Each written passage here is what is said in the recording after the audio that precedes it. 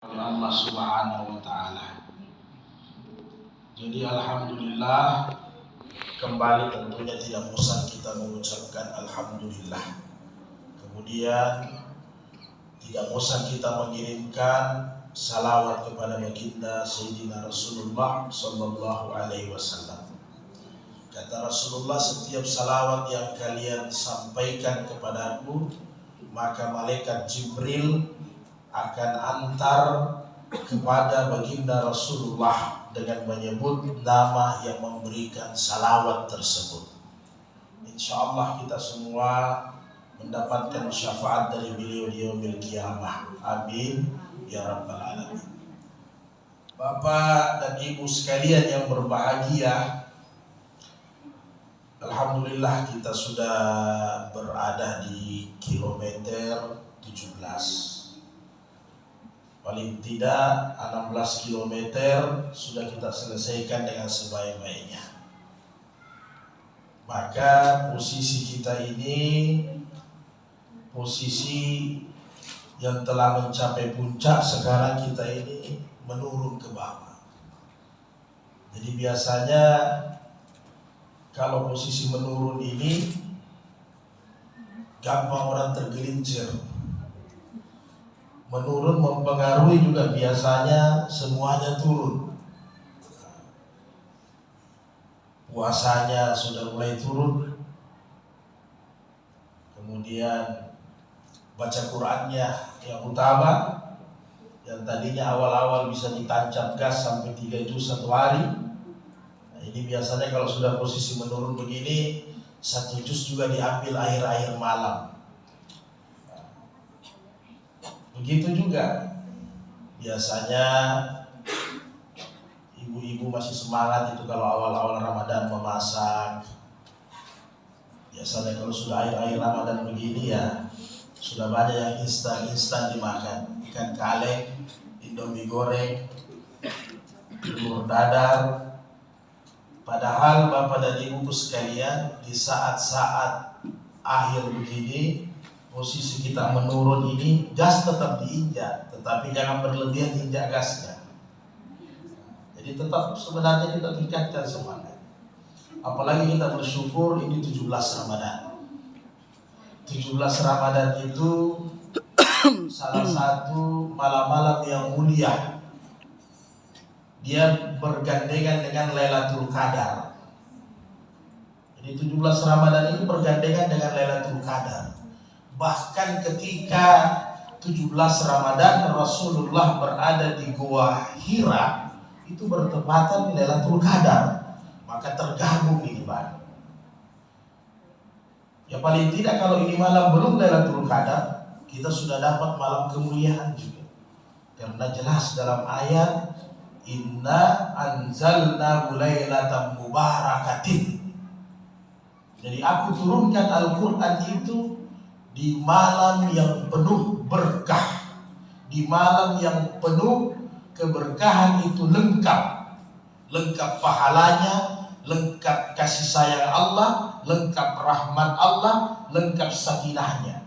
Maka semua itu kita dapatkan ini malam. Kalau kita lihat kilas balik Rasulullah untuk mengambil ini Al-Quran, luar biasa. Tidak seperti sekarang Al-Quran sudah ada mushafnya, sebenarnya tinggal kita baca. Bahkan indahnya Al-Quran sekarang, mushaf itu cantik-cantik. Cantik-cantik. Ada yang ditulis dengan nama boleh, bahkan dihiasi, apalagi kalau warnanya pink-pink. Banyak perempuan suka, sudah cantik Al-Quran sekarang. Bagaimana Rasulullah menerima ini Al-Quran luar biasa, ibu sekalian, bapakku sekalian. Ketika di kota Makkah itu kesyirikan sudah di atas ambang batas. Bukan hanya berhala yang mereka sembah, bahkan di Ka'bah itu sudah penuh dengan berhala. Tiap-tiap rumah tangga ada berhalanya di Ka'bah. Setiap hari mereka datang untuk memberikan sesajian di Ka'bah mereka masing-masing. Itu yang terjadi. Maka 3 tahun itu lamanya Nabi. 3 tahun. Tahun pertama masuk bulan Ramadan. Karena bulan Ramadan ini juga bukan hanya dimuliakan oleh Rasulullah, tetapi umat terdahulu jahiliyah dia muliakan juga ini Ramadan. Begitu juga kalau Nabi ini datang pergi salat di Ka'bah, ini orang-orang Quraisy juga datang bertawaf di Ka'bah. Hanya mereka setelah 7 putaran nanti mereka sembah minta sama berhalanya masing-masing. Jadi dicari, kalau kepala keluarga Aco, ini berhalanya. Begitu kira-kira. Jadi Nabi sudah tidak tahan. Jadi itu Ka'bah dipakai, Rasulullah pakai, orang-orang Quraisy juga pakai, karena memang satu kabilah, satu kampung. Maka tahun pertama Rasul di bulan Ramadan menyendiri. Itu yang biasa kita kenal dengan bertahanus atau berhalwa. Di mana itu? Kita kenal di Gua Hira. Gua itu ada 2 bersejarah dalam Islam. Satu, Gua Sur, waktu Nabi hijrah. Ini dekat Taif. Kalau siapa yang pernah umrah haji. Kemudian Gua Hira ini di mana? Di Jabal Nur. Ini Nabi pergi ke Gua Hira tidak sembarang. Ini Jabal Nur, ketinggian pendakiannya itu kurang lebih 600 meter dengan derajat 60 derajat, tinggi lumayan. Ini berjalan. Di puncaknya itu Jabal Rahmah, itu ada gua kecil. Inilah yang namanya Gua Hira. Berapa besar ini Jabal Rahmah? Ini Gua Hira tidak besar. Kurang lebih 2 meter persegi. Kalau ibu pernah ziarah ke sana, paling yang bisa masuk hanya 2 orang. Yang bisa masuk hanya 2 orang. Tidak bisa lebih. Tapi kalau yang umrah haji ke sana sudah umur 45 ke atas, saya mohon tidak usah jalan-jalan ke sana. Berbahaya. Terakhir itu ditutup ada orang jamaah Turki yang jatuh meninggal. Karena itu juga tidak ada urusannya dengan rukun haji, dengan rukun umrah. Tidak perlu, cukup dia dari atas sudah lumayan. Sekarang pun itu Jabal Rahmah sudah dibuatkan tangga. Saya lihat sudah dibuatkan tangga. Kurang lebih anak tangga itu 1000 anak tangga. 1000 anak tangga. Sedangkan pakai tangga saja 1000. Kalau kita pikir 1000 sampai 1000 itu anak tangga. Luar biasa panjangnya itu. Bagaimana dulu Rasulullah tanpa ada anak tangga, dia datang naik ke atas dengan perbekalan yang disiapkan oleh istrinya, hanya roti gandum dengan air putih. Tempatnya kecil, di sanalah Rasulullah itu bertahan terus. Tahun pertama sampai selesai Ramadan Nabi pulang. Tahun kedua kembali lagi demikian. Tahun ketiga baru tepatnya 17 Ramadan, ketiga tahun Nabi di sana, baru turun ini Al-Quran. Jadi kalau kita hadapi seperti Nabi ini, tidak mampu kita. Kenapa? Di gua sendiri, di atas bukit. Ada juga kita Palu, ada juga Jabal Rahmah di atas tempat motor cross. Kita punya Jabal Rahmah. Karena memang Jabal Rahmah di Makkah, kalau kita naik di puncaknya, satu kota Makkah itu kelihatan memang. Apalagi kalau malam, bahkan Ka'bah itu, Masjid Haram itu kelihatan kalau kita posisi di Jabal Rahmah kalau malam. Ya sama lah kalau kita Jabal Rahmah kita di Palu, kelihatan kota Palu semua. Bukit Cintanya, hutan kotanya, semua kelihatan. Kenapa? Kalau kita posisi di Jabal Rahmah Palu saja itu tempat motor cross ada sendiri, baru datang itu angin kencang-kencang sedikit, baru datang itu bayangan-bayangan, kira-kira apa yang terjadi? Kalau kita yang rasakan, kalau orang kayak di sini bilang penabura, pasti dia lari. Ya. Ini Nabi, datang malaikat Jibril, Nabi kedinginan menggigil luar biasa. Itu pun dipeluk lagi sama malaikat. Suruh baca, ikra. Ma bikali, saya tidak bisa membaca, ma bikali, tidak bisa membaca. Sampai 3 kali baru bisa. Perintah Al-Quran pertama kali diturunkan sekaligus Nabi dilantik menjadi rasul untuk menyampaikan ini Islam. Resmi pelantikan pada saat itu. Jadi pelantikannya Nabi itu luar biasa di Jabal Rahmah dalam goa. Jadi Bapak dan Ibu sekalian yang berbahagia, intinya begitu susah Nabi itu pun, Nabi setelah dari Goa Hira pulang ke rumah dalam keadaan masih menggigil. Karena ini baru didatangi Jibril. Menggigilnya luar biasa. Khadijah Al-Kubra bungkus dia dengan selimut, masih menggigil. Itu pun Khadijah hibur lagi suaminya, masih luar biasa menggigil. Ternyata besoknya baru disampaikan, kita harus menyampaikan ini Islam, menyebarkan ini agama. Intinya sudah ada pedoman, sudah ada petunjuk yang Allah kasih. Walaupun inna anzalnal Qur'ana tanzila, diturunkan bertahap-tahap, berangsur-angsur sesuai dengan keadaan para sahabat ketika itu. Dan alhamdulillah ketika di zaman Utsman semua Al-Quran yang turun itu dikumpulkan, kemudian dijadikan mushaf seperti yang kita sudah pegang hari ini. Jadi sudah enak, kita tidak seperti sahabat Nabi kalau mau baca Quran Bapak dan Ibu sulit. Kalau yang hafal Quran aman, yang mau baca Quran itu sulit. Kenapa? Quran itu masih tertulis di kulit-kulit kayu, masih tertulis di batu-batu. Jadi kalau kira-kira kalau model kita sekarang bagaimana? Saya juz satu ada di mana? Itu batu ada di Kamonji. Ke Kamonji dulu kita baca. Bagaimana sama? Ada lagi di STQ itu surat Al-Baqarah ditulis di kulit kayu. Begitu sama itu. Kita syukur ini mushaf ada, bahkan tiap rumah mushafnya banyak. Hanya yang kurangnya kurang dibaca. Nah, ini persoalan. Jadi kalau kita mau cintai Nabi, bagaimana Nabi diterima di Al-Quran tidak gampang. Sampai jadi mushaf. Bahkan sekarang bukan lagi mushaf, ada lagi mushaf aplikasi. Nah, ini luar biasa. Bagaimana hebatnya. Dulu orang harus menghafal semua itu ayat-ayat. Bagaimana luar biasanya itu. Masih di kulit-kulit kayu, di batu-batu itu dikumpul, dijadikan satu ayat, satu surat, kemudian jadi mushaf Al-Quran.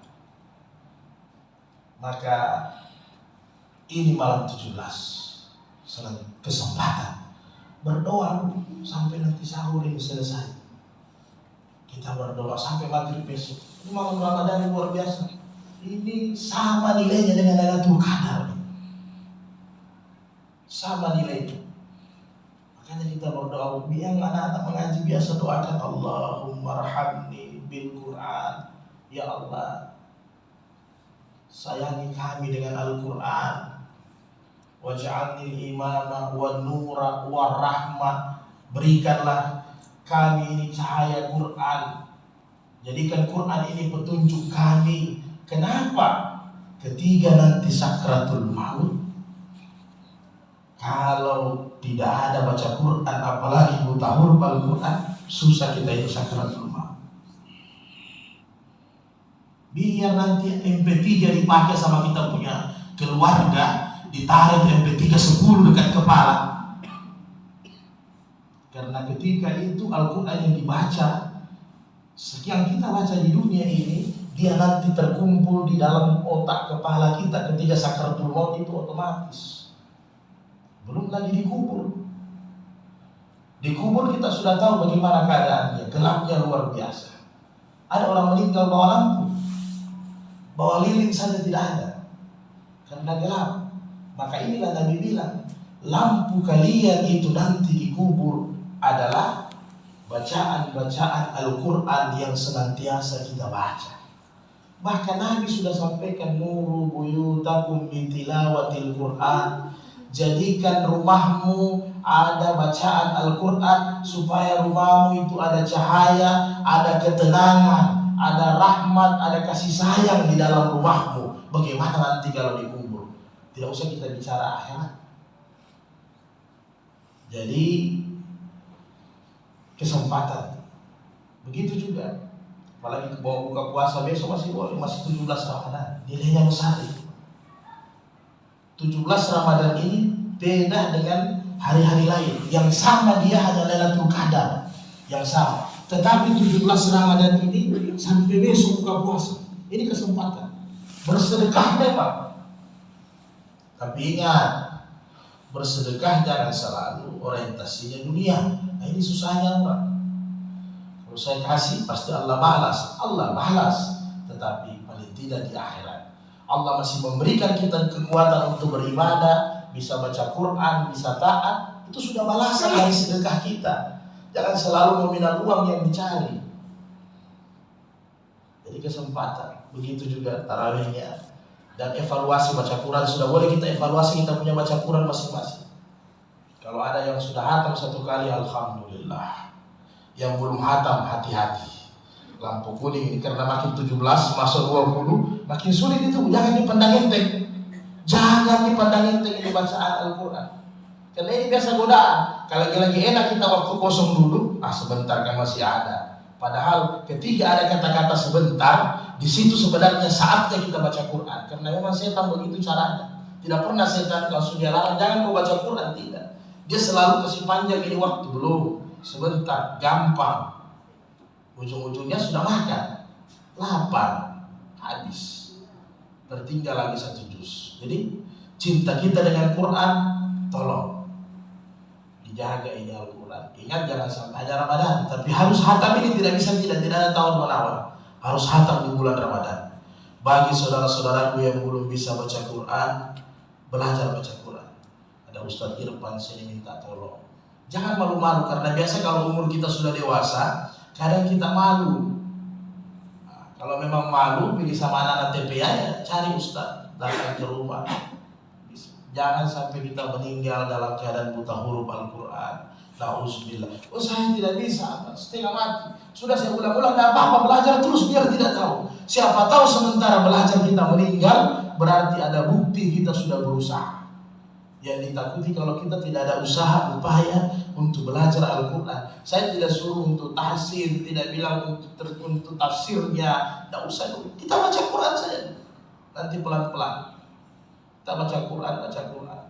Apalagi di bulan suci Ramadan, ini 17 Ramadan, ibu-ibu baca Quran ini malam sampai sahur. Itu beda baca Quran dengan malam-malam Ramadan sebelumnya. Itu tidak sama pahalanya, beda lagi. 17 Ramadan dia punya pahala sendiri. Jadi harusnya 17 Ramadan sampai 17 siangnya Ramadan besok, kalau biasanya kita baca Quran hanya 1-2 juz, harus minimal 3 juz. Minimal 3 juz, jadi ada pembeda dia, karena nilainya ini beda 17 Ramadan. Jadi demikianlah kira-kira yang bisa kami sampaikan. Mudah-mudahan kita doa, ya Allah hidupkan saya dengan Al-Quran, matikan juga saya dengan Al-Quran. Karena ingat, Al-Quran itu menemani kita sampai di kubur, tidak hanya sampai di situ. Ketika kita nanti di padang mahsyar, Al-Quran juga ada di samping kita, membawa tangan kita nanti masuk ke jannah, ke dalam surga selama-lamanya. Amin ya rabbal alamin. Allahumma